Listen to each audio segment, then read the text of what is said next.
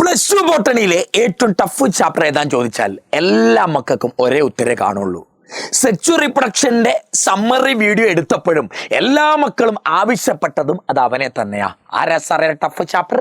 Biotechnology.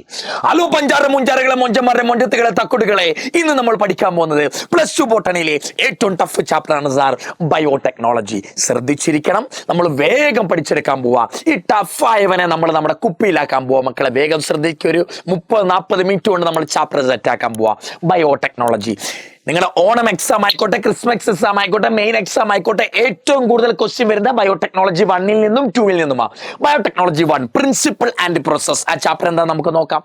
ആദ്യം നമ്മൾ പറയാൻ പോണത് എന്താണ് സാറേ ബയോടെക്നോളജി. ബയോടെക്നോളജി പേര് തന്നെ ഉണ്ട് മക്കളെ. എന്താ സാറേ ബയോടെക്നോളജി എന്ന് പറഞ്ഞാൽ? പേര് തന്നെ ഉണ്ട് മക്കളെ. എന്താ ബയോടെക്നോളജി എന്ന് പറഞ്ഞാൽ എന്താണ് സാറേ? സിമ്പിളാ. ബയോ എന്ന വാക്കിന്റെ അർത്ഥം എന്താ? Living organism. ജീവനുള്ള ഓർഗാനിസങ്ങളെ വിളിക്കുന്ന പേരാണ് സാർ ബയോ. ജീവനുള്ളവരാ ബയോ എന്ന് പറഞ്ഞാൽ ജീവനുള്ളത്. ലിവിങ് ഓർഗാനിസത്തെ ടെക്നോളജി ആയിട്ട് ഉപയോഗിക്കുന്നു. ടെക്നോളജി എന്ന് പറഞ്ഞാൽ എന്താ? മനുഷ്യന്മാരുടെ കഠിനാധ്വാനം കുറയ്ക്കുന്ന സാധനം, അതാണ് ടെക്നോളജി. ആ ടെക്നോളജി ആയിട്ട് ആരെ ഉപയോഗിക്കുക നമ്മൾ ബയോടെക്നോളജിയിൽ? ലിവിങ് ഓർഗാനിസത്തെ. ലിവിങ് ഓർഗാനിസത്തെ ടെക്നോളജിയായി ഉപയോഗിച്ചാൽ അതെന്തായി സാർ? ബയോടെക്നോളജിയായി. അതാണ് ബയോടെക്നോളജി എന്ന് പറഞ്ഞാൽ. സിമ്പിൾ ആയിട്ട് ഒരു ബയോടെക്നോളജി പറഞ്ഞുതരാം, ശ്രദ്ധിച്ചോ സാറേ. ഇതൊരു പാല്, ഇത് പണ്ടത്തെ ഡെഫിനിഷൻ ആണ്. നിങ്ങൾ സിമ്പിൾ ആയിട്ട്, ഇപ്പൊ ഇതൊന്നും അല്ല, ഇതിനേക്കാൾ വലിയ ഒരുപാട് കണ്ടുപിടുത്തങ്ങൾ വന്നിട്ടുണ്ട്. നിങ്ങൾ ജസ്റ്റ് ഇതൊന്ന് ഓർത്ത് വെച്ചോ. എന്റെ കയ്യിൽ പാലുണ്ടെന്നിരിക്കട്ടെ മക്കളെ, പാല്. ഈ പാലിലേക്ക് ഞാൻ എന്തിനെ ഇട്ടു? ബാക്ടീരിയനെ ഇട്ടു. ഈ പാലിലേക്ക് ഞാൻ എന്തിനെ ഇട്ടു മക്കളെ? ബാക്ടീരിയനെ ഇട്ടു. പാലിലേക്ക് ബാക്ടീരിയ ഇട്ടപ്പം പാല് എന്തായി മാറി? കേടായി. പാല് കേടാകുമ്പം എന്താവും? കേർഡാവും. കേടെന്ന് പറഞ്ഞാൽ തൈരാകും. പാല് തൈരാകാൻ നമ്മൾ എന്താ ഇട്ട് കൊടുത്തേ? ബാക്ടീരിയകൾ ഹെൽപ്പ് ചെയ്താലേ പാല് തൈരാകുള്ളൂ. അപ്പൊ നോക്കൂ മക്കളെ, ഇവിടെ എന്തു പറ്റി? നമ്മൾ കേടുണ്ടാക്കി. മനുഷ്യന്മാർക്ക് വേണ്ട ഉൽപ്പന്നമാ തൈര്. നമ്മൾ തൈരുണ്ടാക്കി. ഈ തൈരിനെ എവിടെ നിന്ന് ഉണ്ടാക്കിയേ? പാലിന്ന്. ചുമ്മാതെ പാലങ്ങ് തൈരാകുമോ? ഇല്ല സാർ. ഒരു ബാക്ടീരിയ ഉപയോഗിക്കണം, ഒരു ഓർഗാനിസത്തെ ഉപയോഗിക്കണം, ഒരു ലിവിങ് ഓർഗാനിസം വേണം. ഒരു ലിവിങ് ഓർഗാനിസത്തെ ഉപയോഗിച്ച് മനുഷ്യന്മാർ അവർക്ക് വേണ്ട പ്രൊഡക്റ്റ് ഉണ്ടാക്കുന്നു. അതാണ് ബയോടെക്നോളജി. സിമ്പിളായി പറഞ്ഞാൽ എന്താ സാറേ ബയോടെക്നോളജി? ഒരു ലിവിങ് ഓർഗാനിസത്തെ യൂസ് ചെയ്ത് മനുഷ്യന്മാർ അവർക്ക് വേണ്ട പ്രൊഡക്റ്റ് ഉണ്ടാക്കുന്നു. ലിവിങ് ഓർഗാനിസത്തെ യൂസ് ചെയ്ത് മനുഷ്യന്മാർ അവർക്ക് വേണ്ട പ്രൊഡക്റ്റ് ഉണ്ടാക്കുന്നതാണ് ഏത് സാർ? ബയോടെക്നോളജി എന്ന് പറഞ്ഞാൽ. ഓക്കെ അല്ലേ മക്കളെ? ഇതാണ് ബയോടെക്നോളജി. ഇൻട്രൊഡക്ഷനിൽ നമ്മൾ അതാ പഠിക്കുന്നത്. എന്താ സാർ ബയോടെക്നോളജി? ബയോടെക്നോളജിന്റെ ഡെഫിനിഷൻ പറയുന്നത് ആരാന്നറിയാമോ? EFB, European federation of biotechnology.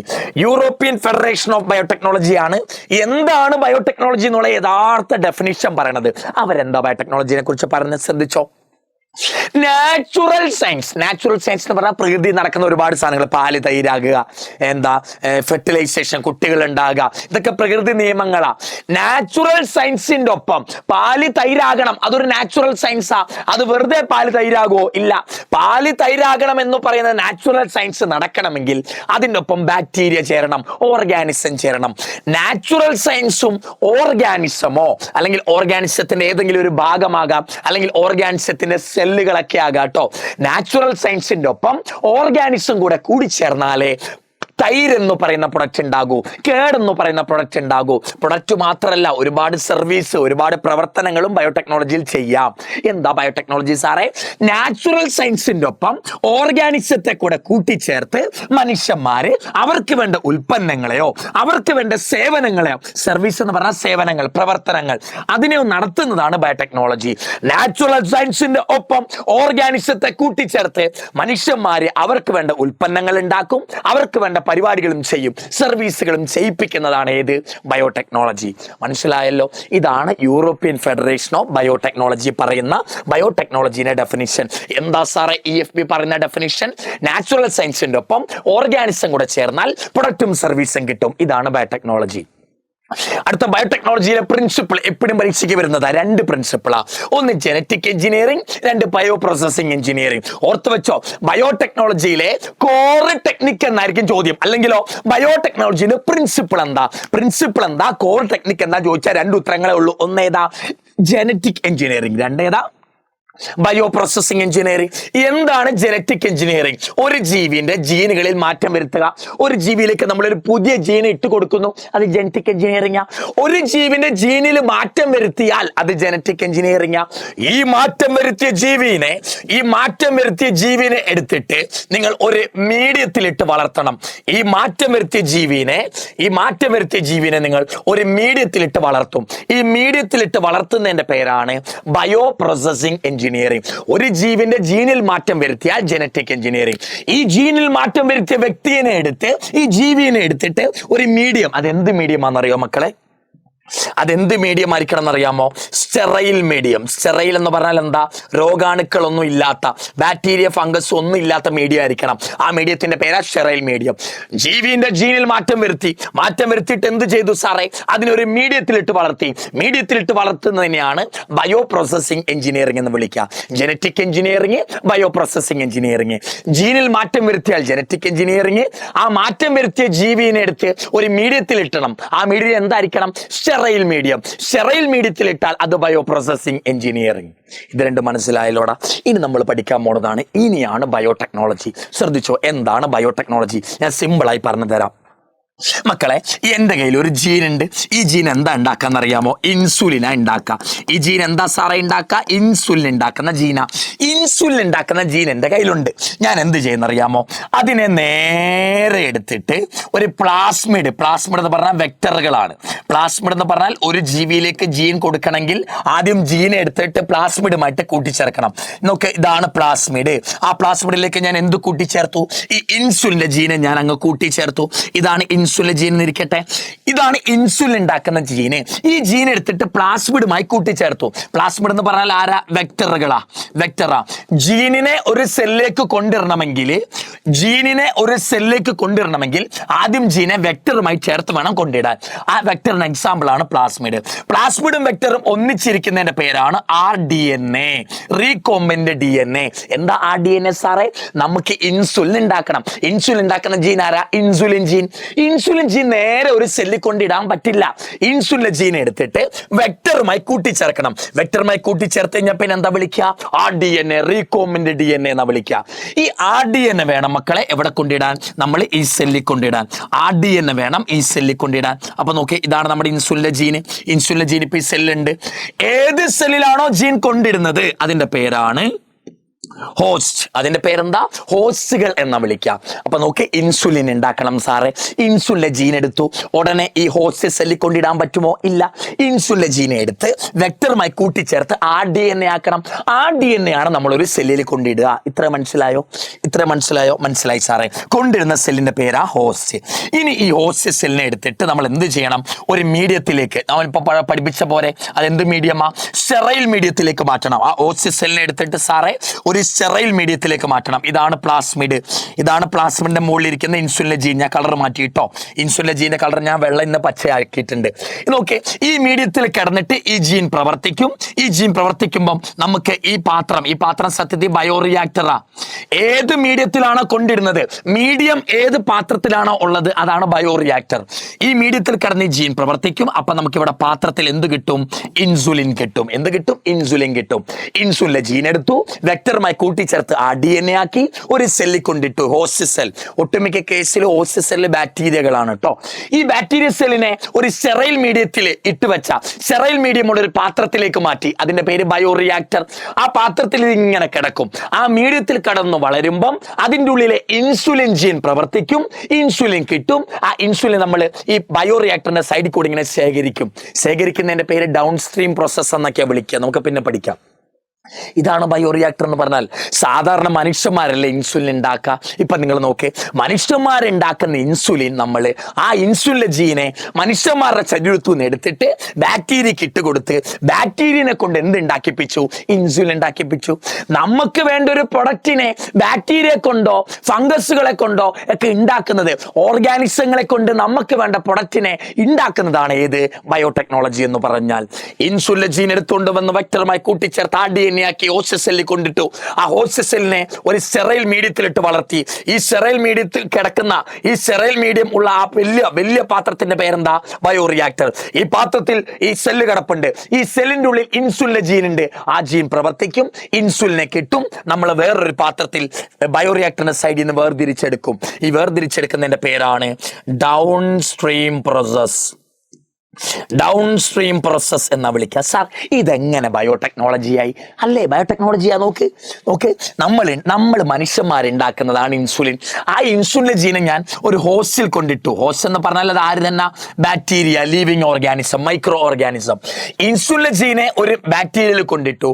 ആ ബാക്ടീരിയനെ കൊണ്ട് എന്തുണ്ടാക്കിപ്പിച്ചു? ഇൻസുലിൻ ഉണ്ടാക്കിപ്പിച്ചു. നമ്മൾ മനുഷ്യന്മാർക്ക് വേണ്ട ഒരു സാധനത്തെ ലിവിങ് ഓർഗാനിസം, മൈക്രോ ഓർഗാനിസത്തെ കൊണ്ട് ഉണ്ടാക്കിപ്പിച്ചാൽ അതെന്താ? ബയോടെക്നോളജിയാ. ഓക്കെ, ഇതാണ് ബയോടെക്നോളജിയിലെ മെയിൻ പരിപാടി. ആദ്യമായിട്ട് ഇതേപോലെ RDNA ഉണ്ടാക്കിയ ഒരു സെല്ലിൽ കൊണ്ടിട്ടത് ആരൊക്കെയാണെന്നറിയാമോ? ആദ്യമായിട്ട് RDNA ഉണ്ടാക്കിയത് Stanley Cohen and Herbert Boyer. ആരൊക്കെ? Stanley Cohen and Herbert Boyer. Stanley കൊഗനും എർബർട്ട് ബോയറും മക്കളെ ആദ്യമായിട്ട് എന്തുണ്ടാക്കിയത്? ഒരു RDNA ഉണ്ടാക്കിയത്. അവരെന്ത് ചെയ്യുന്ന അറിയാമോ? നമ്മളിപ്പോ ഇൻസുലിന്റെ ജീൻ അല്ലേ പറഞ്ഞത്? ഇവരെടുത്ത ജീൻ ആന്റിബയോട്ടിക് റെസിസ്റ്റന്റ് ജീനാ. ആന്റിബയോട്ടിക് എന്ന് പറഞ്ഞാൽ ബാക്ടീരിയകളെ കൊല്ലുന്ന ആൾക്കാരാ. ബാക്ടീരിയകളെ കൊല്ലാതെ ബാക്ടീരിയകൾ ആന്റിബയോട്ടിക് ഒഴിച്ചാൽ മരിക്കാറാണ് പതിവ്. എന്നാൽ ചില ബാക്ടീരിയകൾ ആന്റിബയോട്ടിക് ഒഴിച്ചാലും മരിക്കില്ല. കാരണം അവർ ഉള്ളിൽ ഏത് ജീൻ കാണും? ആന്റിബയോട്ടിക്കിൽ നിന്ന് റെസിസ്റ്റൻസ് കൊടുക്കുന്ന ജീൻ, ആന്റിബയോട്ടിക്കിൽ നിന്ന് പ്രതിരോധിക്കുന്ന ജീൻ. ആന്റിബയോട്ടിക് ഒഴിച്ചാലും ബാക്ടീരിയ ചാകണ്ടെന്നുണ്ടെങ്കിൽ ഏത് ജീൻ മതി? ആന്റിബയോട്ടിക് റെസിസ്റ്റന്റ് ജീൻ മതി. ഈ ആന്റിബയോട്ടിക് റെസിസ്റ്റന്റ് ജീനെ ആരെടുത്തു? സ്റ്റാൻലി കോഗനും എർബർട്ട് ബോയറും എടുത്തു. 2 സയന്റിസ്റ്റുകളാ. ആ ജീനെ ആരുമായിട്ട് കൂട്ടിച്ചേർക്കണം? നേരെ ഒരു ജീനെ കൊണ്ടുപോയിട്ട് ബാക്ടീരിയ കൊണ്ടിടാൻ പറ്റുമോ? ഇല്ല. ആ ജീൻ നേരെ എടുത്തിട്ട് പ്ലാസ്മിഡുമായി കൂട്ടിച്ചേർക്കണം. ജീനും പ്ലാസ്മിഡും കൂട്ടിച്ചേർത്ത പിന്നെ എന്താ വിളിക്കുക? റീകോമിന്റെ DNA, RDNA എന്നാ വിളിക്കുക. ആ RDNA എങ്ങോട്ടേക്ക് കൊണ്ടുകൊടുത്തു? ഈ കോളയിലേക്ക് കൊണ്ടുകൊടുത്തു. അപ്പൊ നോക്കേ, ഈ കോളന്റെ ഉള്ളിൽ ഇപ്പൊ ഏത് ജീനുണ്ട്? ഈ കോളന്റെ ഉള്ളിൽ ഏത് ജീനുണ്ട് മക്കളെ? ആന്റിബയോട്ടിക് റെസിസ്റ്റന്റ് ജീൻ ഉണ്ട്. ഈ ആന്റിബയോട്ടിക് റെസിസ്റ്റന്റ് ജീൻ ഉള്ളത് കൊണ്ട് എത്ര ആന്റിബയോട്ടിക് ഒഴിച്ചാലും ഈ കോള എന്ന് പറഞ്ഞ ബാക്ടീരിയ മരിക്കില്ല. കാരണം അതിന്റെ ഉള്ളിൽ ആന്റിബയോട്ടിക് റെസിസ്റ്റന്റ് ജീൻ ഉണ്ട്. മനസ്സിലായോ? ഇതാണ് സ്റ്റാൻലി കോഗനും എർബർട്ട് ബോയറും ഉണ്ടാക്കിയ ആദ്യത്തെ RDNA. ആന്റിബയോട്ടിക് റെസിസ്റ്റന്റ് ജീൻ എടുത്തു, പ്ലാസ്മിഡുമായി കൂട്ടിച്ചേർത്തു, RDNA ആക്കി. അതിനെ ഈ കോളൈ, ഏത് ബാക്ടീരിയ കൊണ്ടിട്ട്? ഈ കോളൈ ബാക്ടീരിയ, എച്ചരേഷ്യ കോളൈ എന്ന് വിളിക്കാം. ആ ബാക്ടീരിയയിൽ കൊണ്ടിട്ടു. RDNA ഉള്ളത് കൊണ്ട്, RDNAയിൽ ആരുണ്ട്? ആന്റിബയോട്ടിക് റെസിസ്റ്റന്റ് ജീൻ ഉള്ളത് കൊണ്ട് എത്ര ആന്റിബയോട്ടിക് ഒഴിച്ചാലും അവർ മരിക്കില്ല. മനസ്സിലായോ? കുറച്ചേറെ ഞാൻ പറയണ പോലെ തോന്നുന്നതാണ്. നമുക്ക് അത്യാവശ്യമുള്ള മാത്രം പറയാം കേട്ടോ. ഇനി എങ്ങനെയാ സാറേ സ്റ്റെപ്പുകൾ? ഇങ്ങനെ RDNA ഉണ്ടാക്കുന്ന സ്റ്റെപ്പ് ഞാൻ സിമ്പിളായിട്ട് പറഞ്ഞു. ഒരു ജീൻ എടുത്തുകൊണ്ട് വരിക, പ്ലാസ്മിഡുമായി കൂട്ടിച്ചേർക്കുക, നേരെ സെല്ലിൽ കൊണ്ടിടുക, ആ സെല്ല് നേരെ ബയോറിയാക്ടറിൽ കൊണ്ടിടുക, അവിടുന്ന് പ്രൊഡക്റ്റ് എടുക്കുക. ഇതിങ്ങനല്ല, ഒരു 8 സ്റ്റെപ്പോളം ഉണ്ടെന്ന് വൃത്തിക്ക് പറഞ്ഞാൽ. ഇനി വൃത്തിക്ക് നമ്മൾ പറയാൻ പോവാ ഓരോ സ്റ്റെപ്പും. ആദ്യം എന്ത് ചെയ്യണം എന്നറിയാമോ? ഒരു സെല്ലിൽ നിന്ന് മുഴുവൻ DNA പുറത്തെടുക്കണം. മുഴുവൻ DNA പുറത്തെടുക്കുന്നതിന്റെ പേരാ ഐസൊലേഷൻ ഓഫ് DNA. നോക്ക് ഞാൻ ഇവിടെ പറഞ്ഞ കേട്ടോ മക്കളെ. ഇവിടെ എന്താ? ഇൻസുലിൻ ജീൻ എടുക്കുന്നതിന് മുമ്പ് നമ്മൾ എന്ത് ചെയ്യണം? പാങ്ക്രിയാസിലെ ബീറ്റാ സെൽ ഉണ്ട്. ഈ ബീറ്റാ സെല്ലിന് മുഴുവൻ DNA പുറത്തെടുക്കണം. മുഴുവൻ DNA പുറത്തെടുത്തിട്ട് വേണം അതിൽ നിന്ന് ഇൻസുലിൻ ജീനെ കട്ട് ചെയ്ത് മാറ്റാൻ.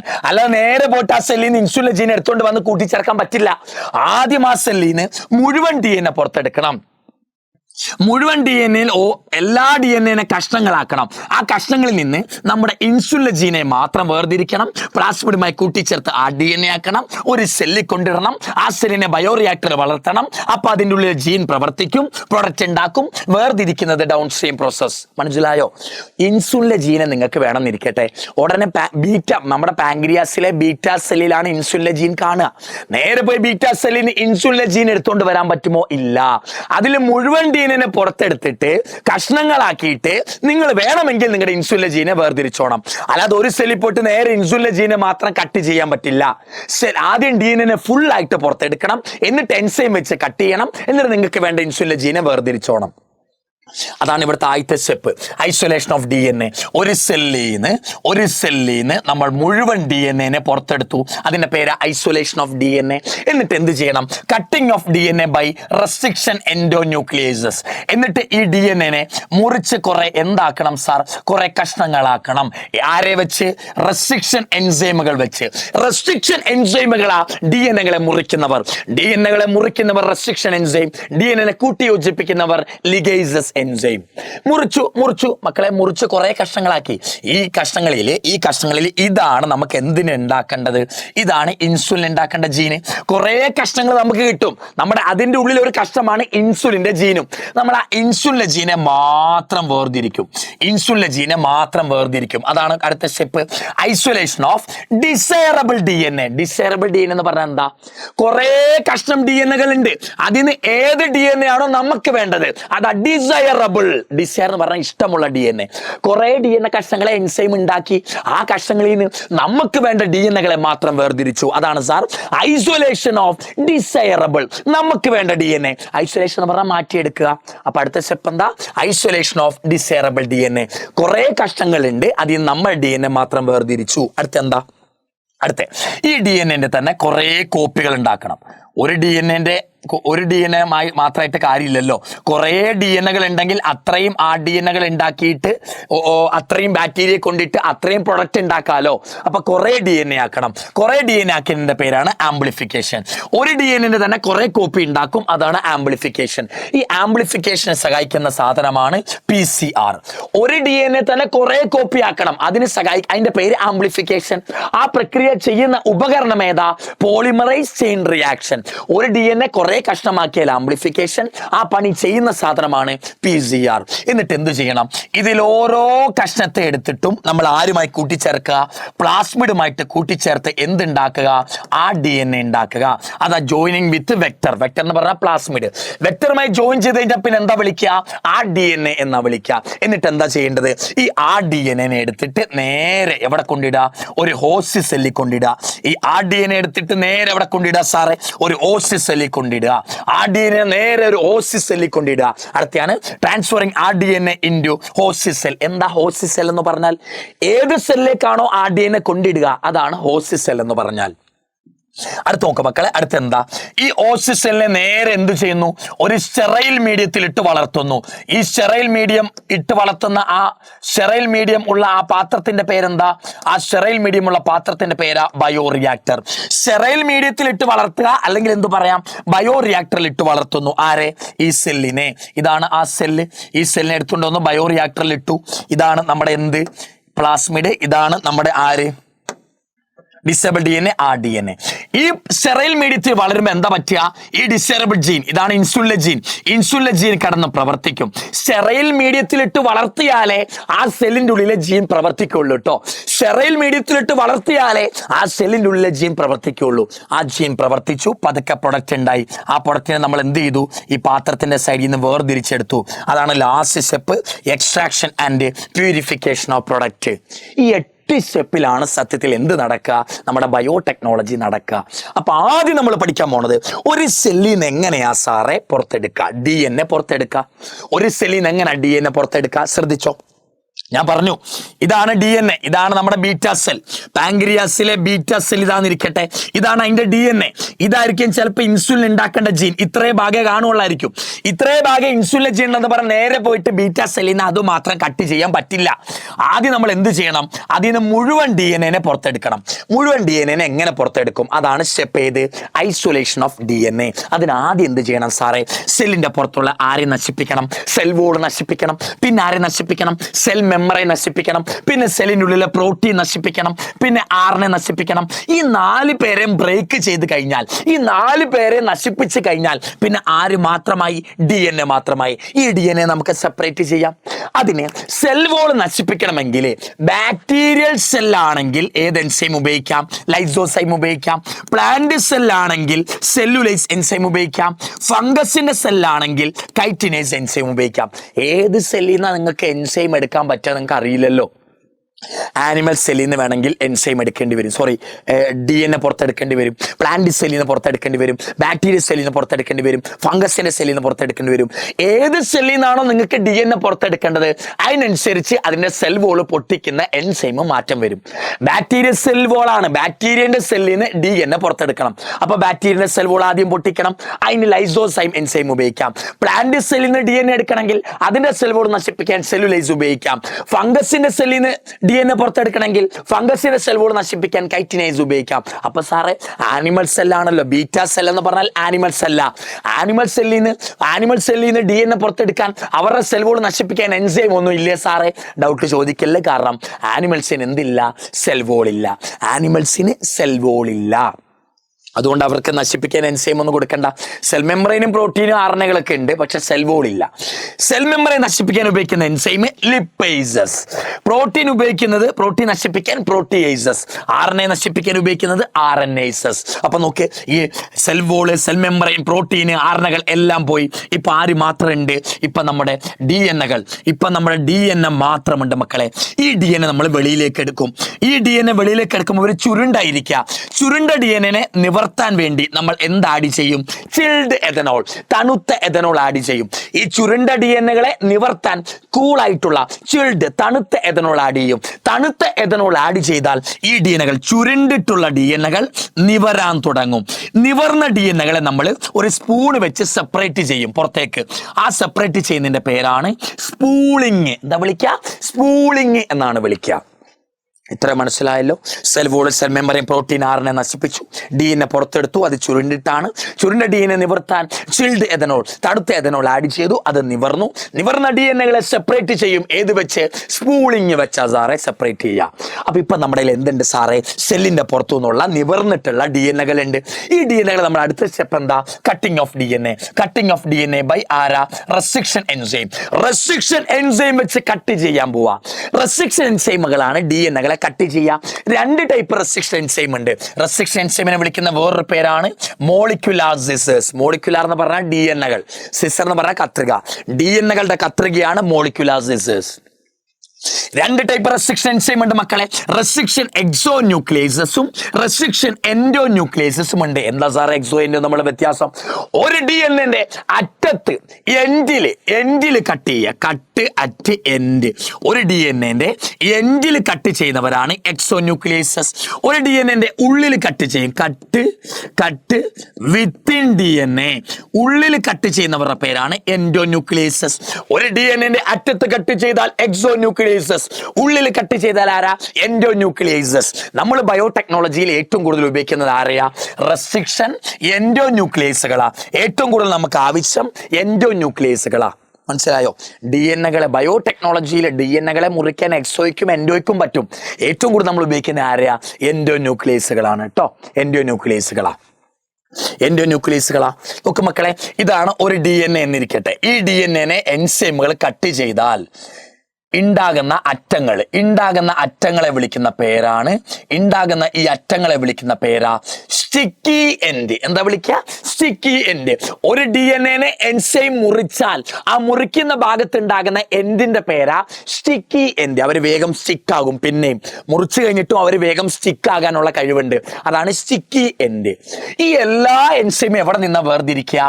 ബാക്ടീരിയകളിൽ നിന്നാണ് വേർതിരിക്കുക. ഓർത്തോണം, ഏത് എൻസൈം, റെസ്ട്രിക്ഷൻ എൻസൈം എന്ന് പറഞ്ഞാൽ ബാക്ടീരിയ മുറിക്കുന്നതാ.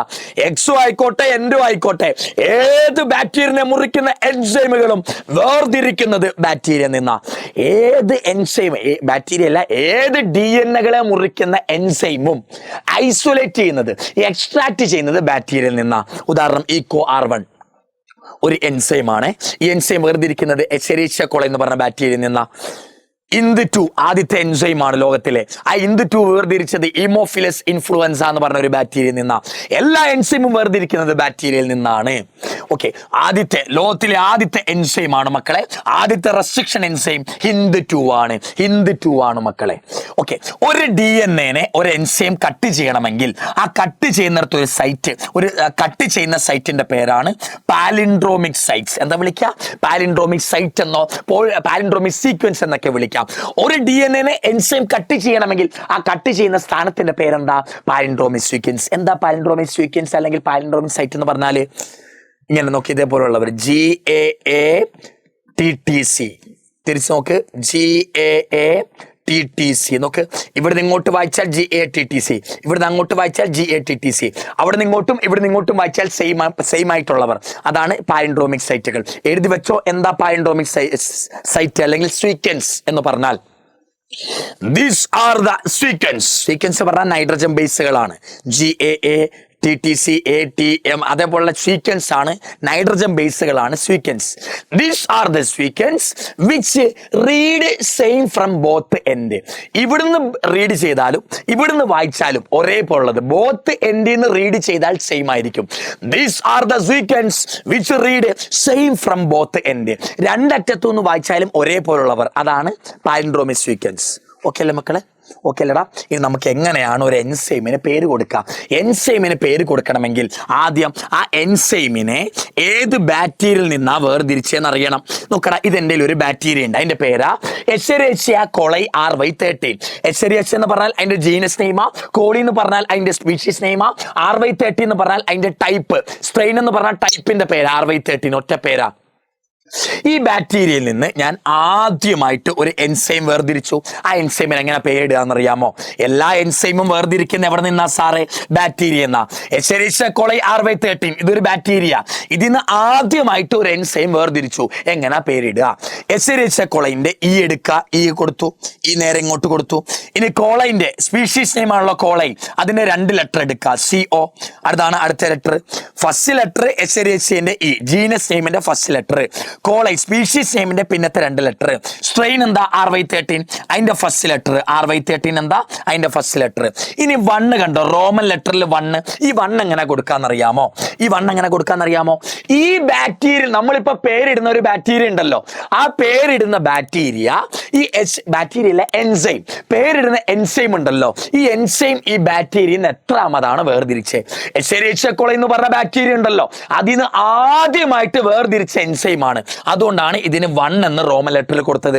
രണ്ടാമത് വേർതിരിച്ചായിരുന്നെങ്കിൽ ECO-R2 എന്ന് കൊടുത്തേനെ. ആദ്യമായിട്ട് വേർതിരിച്ചോണ്ട് ECO-R1 എന്ന് കൊടുത്തേനെ. ഈ ലാസ്റ്റിലത്തെ റോമൻ ലെറ്ററിനെ വിളിക്കുന്ന പേരാ ഓർഡർ ഓഫ് ഐസൊലേഷൻ. ലാസ്റ്റിലത്തെ റോമൻ ലെറ്ററിനെ വിളിക്കുന്ന പേരെന്താ? Order of isolation. ഒരു ബാക്ടീരിയന്ന് ആ എൻസൈം എത്രാമതാണ് വേർതിരിച്ചത്? അതാണ് ഓർഡർ ഓഫ് ഐസൊലേഷൻ. ഇത്ര മനസ്സിലായല്ലോ? എൻസൈമുകൾ, ആദ്യത്തെ എൻസൈം എവിടെ നിന്ന് വേർതിരിക്കുന്നു, എൻസൈമുകളുടെ 2 ടൈപ്പുകൾ ഏതൊക്കെ, എൻസൈമുകൾക്ക് എങ്ങനെ പേര് കൊടുക്കാം, ജീനസ് പേരിന്റെ ഫസ്റ്റ് ലെറ്റർ, സ്പീഷീസ് പേരിന്റെ ആദ്യത്തെ 2 ലെറ്റർ, സ്ട്രെയിൻ എന്ന് പറഞ്ഞ ടൈപ്പ് അതിന്റെ ആദ്യത്തെ ലെറ്റർ, ലാസ്റ്റിൽ order of isolation in Roman letter. Okay, ഇനി നമ്മൾ പഠിക്കാൻ പോണത്, അപ്പം നോക്ക്, ഒരു DNA എൻസൈമുകൾ പ്രവർത്തിച്ച കാരണം കുറെ കഷ്ണങ്ങളാക്കി. ആ DNA കുറെ കഷ്ണങ്ങളാക്കി.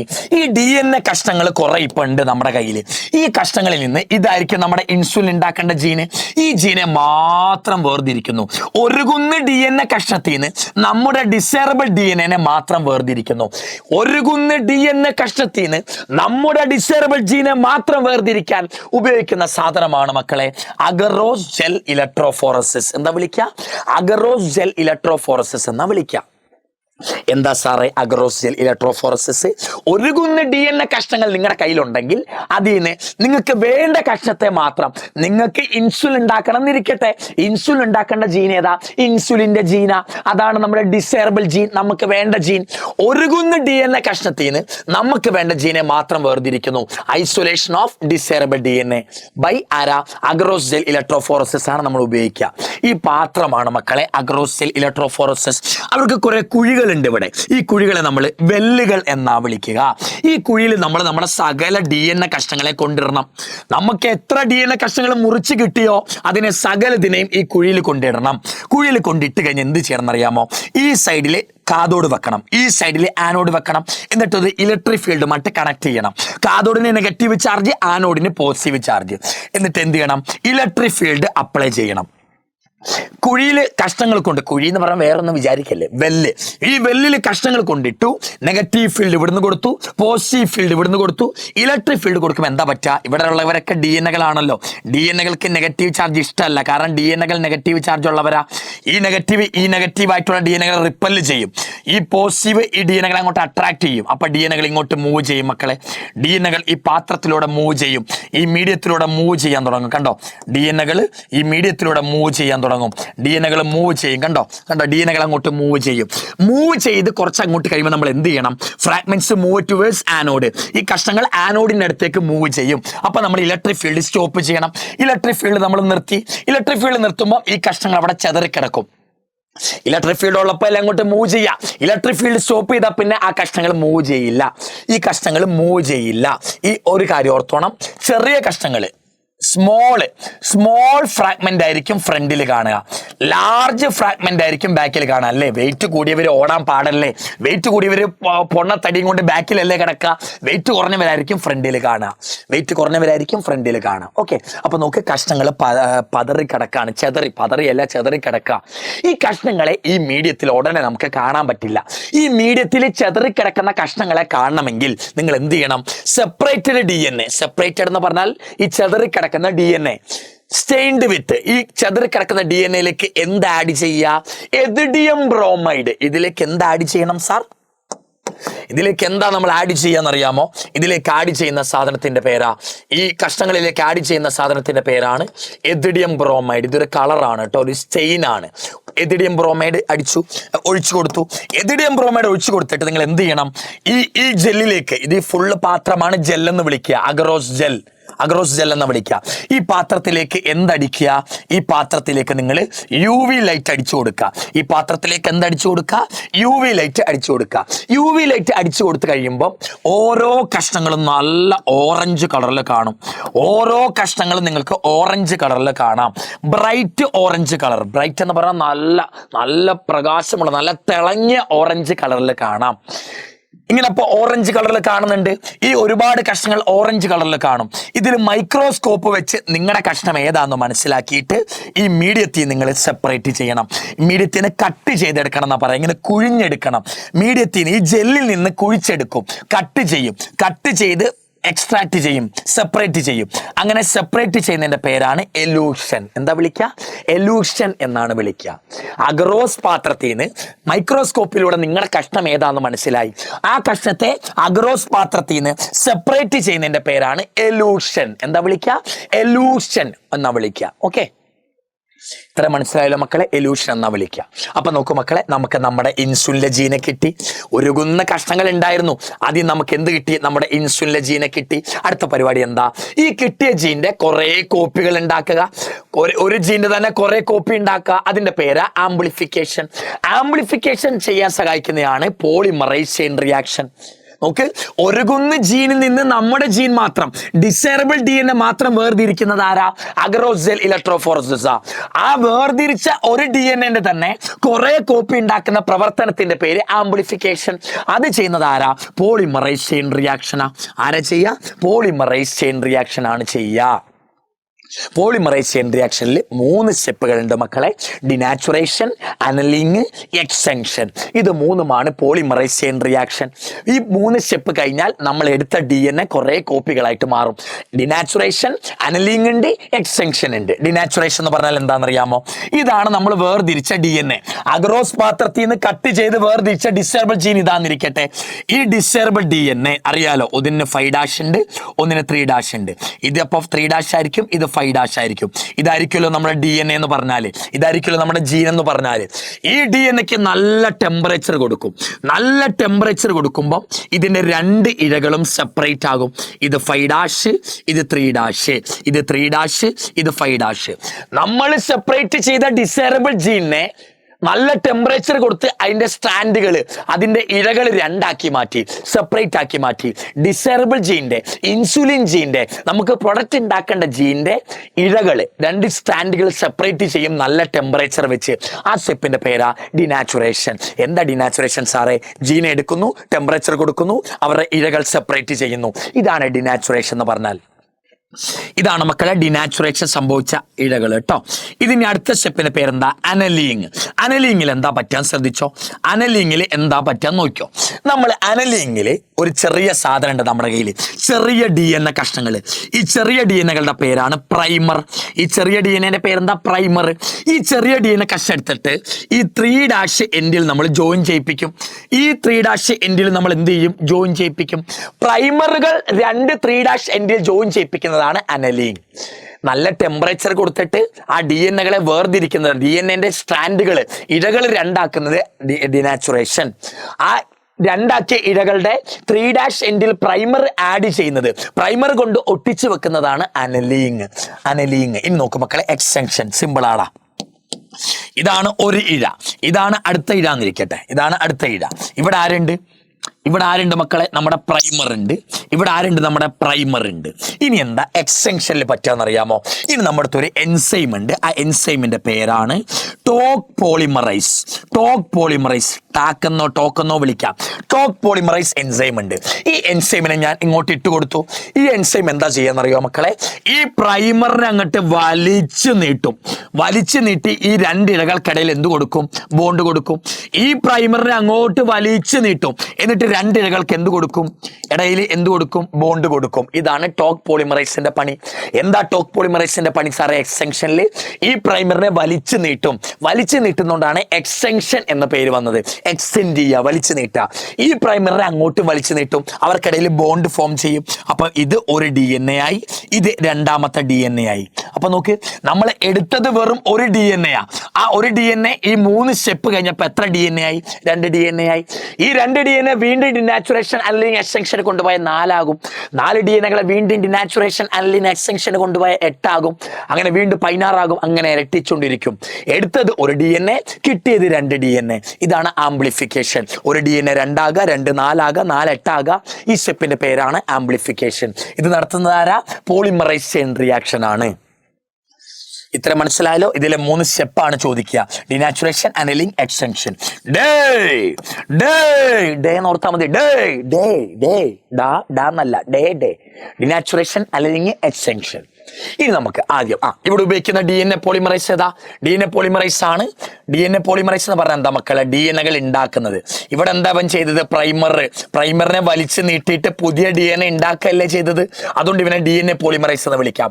ആ DNA പോളിമറൈസ് എൻസൈമിന്റെ പേരാണ് ടോക്ക് പോളിമറൈസ്. ഈ ടോക്ക് പോളിമറൈസ് തെർമോസ്റ്റേബിളാ. തെർമോസ്റ്റേബിൾ എന്ന് പറഞ്ഞാൽ എത്ര ടെമ്പറേച്ചർ കൊടുത്താലും നശിക്കില്ല. സാധാരണ എൻസൈം എന്ന് പറഞ്ഞാൽ പ്രോട്ടീനുകളാണല്ലോ. എൻസൈമുകൾക്ക് എന്താ? ടെമ്പറേച്ചർ കൊടുത്താൽ നശിച്ചു പോകും. എന്നാൽ ടോക്ക് പോളിമറൈസ് PCR എക്സ്റ്റൻഷനിലാണ് അവർ വർക്ക് ചെയ്യുക. ആ എൻസൈമുകൾ എത്ര ടെമ്പറേച്ചർ കൊടുത്താലും നശിക്കില്ല. അതുകൊണ്ട് തെർമോസ്റ്റേബിൾ എന്നാ വിളിക്കുക.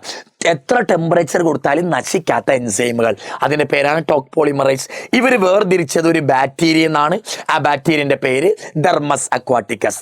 ടോക്ക് പോളിമറൈസ് വേർതിരിച്ച എൻസൈമിന്റെ പേരെന്താ? Talk polymerise. സോറി, ബാക്ടീരിയന്റെ പേരെന്താ? ഡെർമസ് അക്വാട്ടിക്കസ്. ടോക്ക് പോളിമറൈസ് എവിടെ നിന്നാ വേർതിരിച്ചേ? ഡെർമസ് അക്വാട്ടിക്കസ് എന്നാ വേർതിരിച്ചേ. അപ്പൊ നോക്കു മക്കളെ, ഇപ്പൊ നമ്മുടെ കയ്യിൽ എന്തുണ്ട്? ഒരു ജീന്റെ തന്നെ കുറെ കോപ്പികളുണ്ട്. നമ്മൾ ഓരോ കോപ്പീനെ എടുത്തിട്ട് വെക്ടറുമായി കൂട്ടിച്ചേർത്ത് എന്തുണ്ടാക്കാൻ പോവാ? ആ DNA ഉണ്ടാക്കാൻ പോവാ. അടുത്ത നമ്മുടെ പരിപാടി അതാ. ഈ ഡിസേബിൾ DNA പറഞ്ഞാൽ ഇൻസുലിന്റെ ജീൻ ആയിരിക്കട്ടെ. നമുക്ക് പ്രൊഡക്റ്റ് ഉണ്ടാക്കാൻ വേണ്ട ജീന്, പ്രൊഡക്റ്റ് എന്ന് പറഞ്ഞാൽ ഇൻസുലിനാ. ഇൻസുലിൻ ഉണ്ടാക്കാൻ വേണ്ട ജീനാ ഡിസേബിൾ DNA. ഈ ഡിസേബിൾ DNA വെക്ടറുമായി കൂട്ടിച്ചേർത്താ പിന്നെ എന്താ വിളിക്കുക? ആ DNA റീകോംബിന്റ് DNA എന്നാ വിളിക്കുക. ഒരു വെക്ടറിന് എന്തൊക്കെ സ്വഭാവങ്ങൾ വേണം? ഒറിജിൻ ഓഫ് റെപ്ലിക്കേഷൻ വേണം, ചില ജീനുകൾ വേണം, അവരെ സെലക്ട് ചെയ്യാൻ. അതിന്റെ പേര് സെലക്ടബിൾ മാർക്കർ. സെലക്ടബിൾ മാർക്കിന് എക്സാമ്പിൾ ആണ് ampicillin resistant gene, tetracycline resistant ജീന്. പിന്നെ എന്ത് വേണം? ക്ലോണിംഗ് സൈറ്റുകൾ കൂടെ വേണം. ഇത് 3ഉമാണ് ഒരു വെക്ടറിന് വേണ്ട സ്വഭാവങ്ങൾ. അടുത്ത എന്താ സാറേ? എത്ര ടൈപ്പ് വെക്ടറുകൾ ഉണ്ട്? വെക്ടറുകൾ പ്ലാസ്മിഡ്, ബാക്ടീരിയയിൽ കാണുന്ന DNAകളാണ് പ്ലാസ്മിഡുകൾ. ഈ പ്ലാസ്മിഡുകൾ എന്താ വെക്ടറായിട്ട് ഉപയോഗിക്കാറുണ്ട്? റിട്രോ വൈറസുകൾ എന്തായിട്ട് ഉപയോഗിക്കാറുണ്ട്? വെക്ടറായിട്ട് ഉപയോഗിക്കാറുണ്ട്. പ്ലാസ്മിഡുകൾക്ക് എക്സാമ്പിൾ ആണ് PBr322, TI പ്ലാസ്മിഡ്. ഇതൊക്കെ വെക്ടറായിട്ട് ഉപയോഗിക്കുന്ന പ്ലാസ്മിഡുകളാണ്. TI പ്ലാസ്മിഡ് ഒരു ബാക്ടീരിയ എന്നാ വേർതിരിച്ച്. ആ ബാക്ടീരിയന്റെ പേരാണ് അഗ്രോബാക്ടീരിയം. എപ്പോഴും പരീക്ഷയ്ക്ക് ചോദിക്കാറുണ്ട്. TI പ്ലാസ്മിഡ് എവിടെയാണ് കാണുക? Agrobacterium 2 tumefaciens. എന്താ വിളിക്കുക? അഗ്രോബാക്ടീരിയം ട്യൂമിഫേഷ്യൻസ് എന്നാണ് വിളിക്കുക. ഇത്ര മനസ്സിലായല്ലോ. നമ്മൾ DNA കുറെ ഗ്രൂപ്പാക്കി, കുറെ നമ്പറാക്കി, ആംപ്ലിഫിക്കേഷൻ. ഓരോ DNAകൾ വെക്ടറുമായി കൂട്ടിച്ചേർത്ത് DNA ആക്കണം. DNA വെക്ടർ കൂടിച്ചേർത്ത DNA. ഒരു വെക്ടറിന് എന്തൊക്കെ വേണം? Origin of replication ORI, selectable marker example, ampicillin resistant gene, tetracycline resistant gene, cloning സൈറ്റുകൾ. അതായത് ഒരു വെക്ടറിനെ മുറിക്കണമല്ലോ, എന്നിട്ട് വേണമല്ലോ അവിടെ ജീനെ കയറ്റി വെക്കാൻ. അപ്പൊ ഈ മുറിക്കേണ്ട സൈറ്റിന്റെ പേരാണ് ക്ലോണിംഗ് സൈറ്റ്. ജീനുകളെ മുറിക്കുന്ന പോലെ തന്നെ വെക്ടറുകൾക്കും മുറിക്കാൻ വേണ്ട സൈറ്റ് വേണം, അതിന്റെ പേരാ ക്ലോണിംഗ് സൈറ്റ്. വെക്ടറുകൾ എത്ര ടൈപ്പ് ഉണ്ട്? പ്ലാസ്മിഡുകൾ വെക്ടറാണ്, റിട്രോ വൈറസുകൾ വെക്ടറാണ്. പ്ലാസ്മിഡുകൾക്ക് example PBR322 TI plasmid. TI plasmid എന്ന് പറഞ്ഞാൽ ട്യൂമർ ഇൻഡ്യൂസിങ് പ്ലാസ്മിഡ്. ഇത് എവിടെ നിന്നാ വേർതിരിക്കുക? അഗ്രോബാക്ടീരിയം ട്യൂമിഫേഷ്യൻസ് എന്ന് പറഞ്ഞ ബാക്ടീരിയ വേർതിരിക്കുക. TI പ്ലാസ്മിഡ് എവിടെ നിന്നാ വേർതിരിക്കുക? അഗ്രോബാക്ടീരിയം ട്യൂമിഫേഷ്യൻസ് എന്ന് പറഞ്ഞ ബാക്ടീരിയ വേർതിരിക്കുക. ഓക്കെ അല്ലേ മക്കളെ? ഇനി എന്താ, നമ്മൾ കൂട്ടിച്ചേർത്ത് DNA ഉണ്ടാക്കി. ഈ വെക്ടറിനെയും ഈ ജീനെയും കൂട്ടിച്ചേർക്കുന്ന എൻസൈം ഉണ്ട്, അതിന്റെ പേര് മോളിക്യുലാർ ഗ്ലൂ എന്നാ വിളിക്കുക. മോളിക്യുലാർ പശ, എന്റെ പേര് ലിഗൈസസ് എന്നാണ് വിളിക്കുക. ഓക്കെ, ചില സെൽ എടുത്താൽ അതിൻ്റെ ഉള്ളിൽ പ്ലാസ്മിഡോ RDNA ഒന്നും കാണില്ല.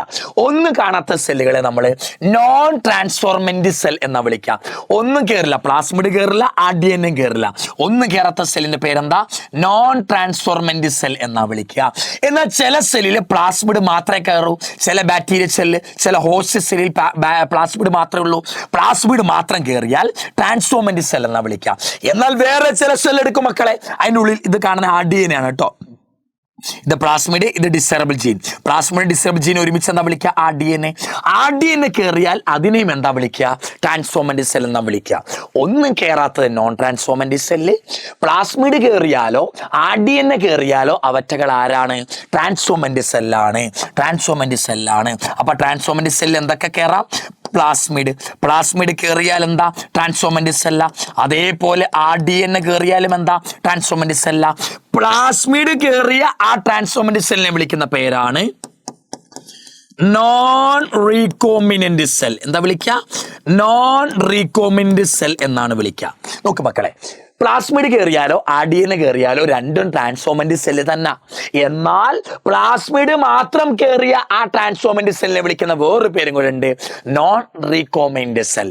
ഇനി അടുത്ത് നോക്ക്, RDNA കയറിയിരിക്കട്ടെ. RDNA കയറിയ ആ ട്രാൻസ്ഫോർമെന്റ് സെല്ലിന്റെ പേരാണ് റീകോമിനന്റ് സെൽ. എന്താ വിളിക്കുക?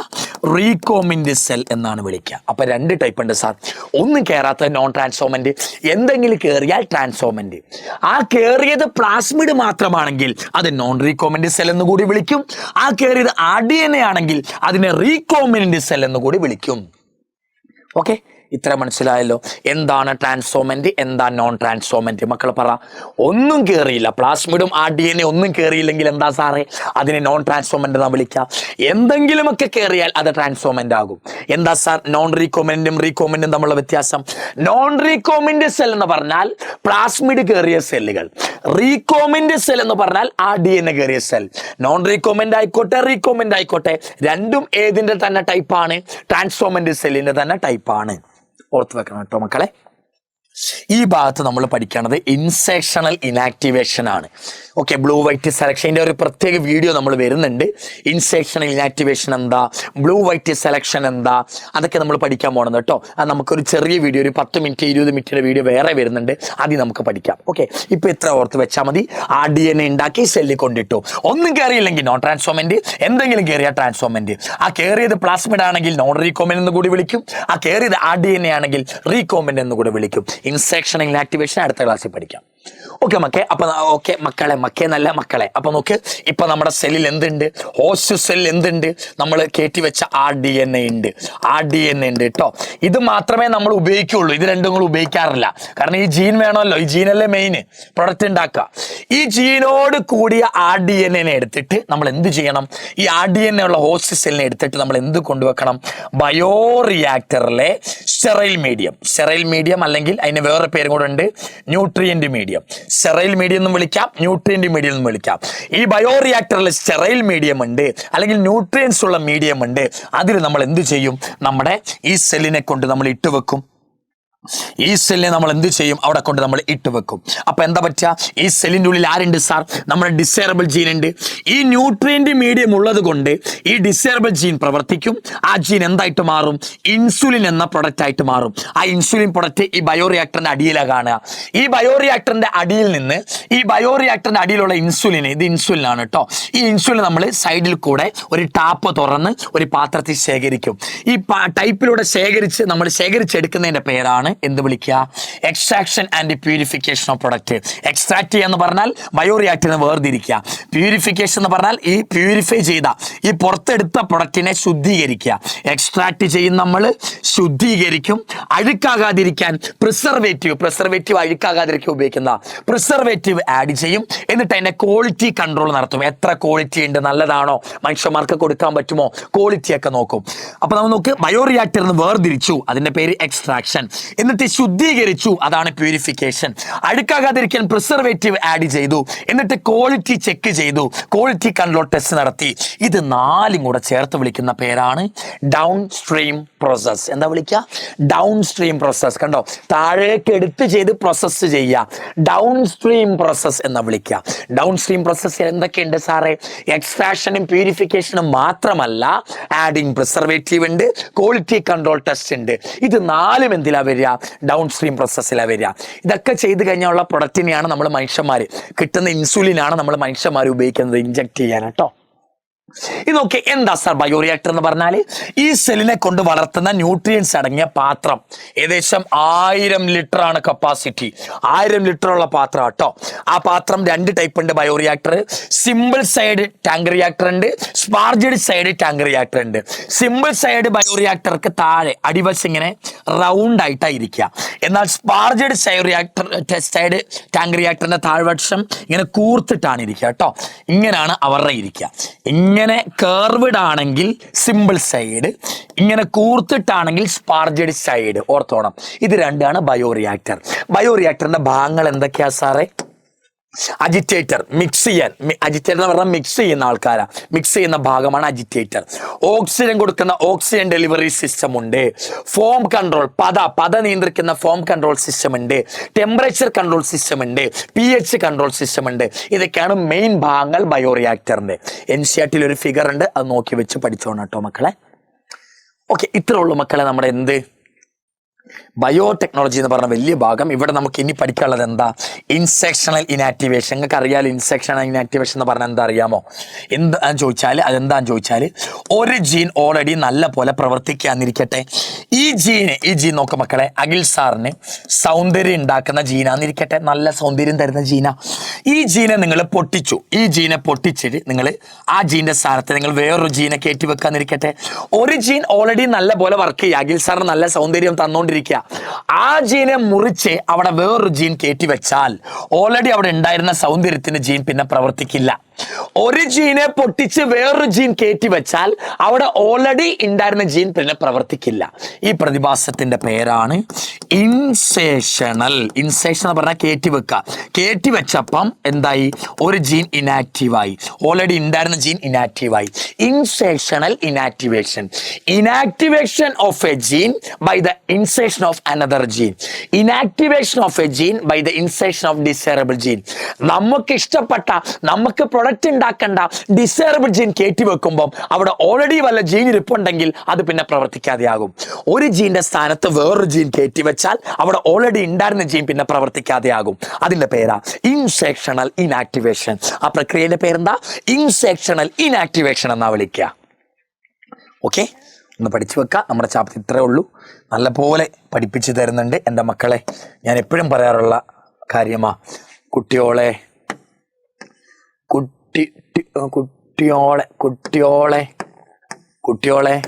മലയാളം മറന്നുപോയല്ലോ, പഠിച്ചേക്കണേ. കുട്ടിയോളെ പഠിച്ചേക്കണേ, പറ്റിക്കല്ലേടാ. നല്ലപോലെ ഞങ്ങൾ വർക്ക് ചെയ്യുന്നുണ്ട്, അതേപോലെ നിങ്ങളും വർക്ക് ചെയ്യണം. എക്സാം വരാറായി, എക്സാം എത്തിക്കഴിഞ്ഞു, പഠിച്ച് നല്ല മാർക്ക് വാങ്ങിച്ചേക്കണം. 1 ഷോട്ടാണ്. ഇൻസെക്ഷൻ ഇനാക്ടിവേഷൻ ഞാൻ വേഗം അപ്ലോഡ് ചെയ്യുന്നതായിരിക്കും. ഓക്കെ, നല്ലപോലെ പഠിക്കണം, പറ്റിക്കല്ലേ. എൻ്റെ മക്കൾ മനസ്സിലായവരൊരു കാര്യം പറയണം. എന്താണെന്നറിയാമോ? എന്താ മനസ്സിലായവർ മാത്രം പറഞ്ഞാൽ മതി, എന്നെ പറ്റിക്കണ്ട. മനസ്സിലായില്ലെങ്കിൽ അഖിൽ സാറ് പറഞ്ഞു തരും, ലൈവിൽ എന്നോട് ചോദിച്ചാൽ മതി. എന്താ സ്റ്റെറൈൽ മീഡിയം? സ്റ്റെറൈൽ മീഡിയം എന്ന് പറഞ്ഞാൽ എന്താ?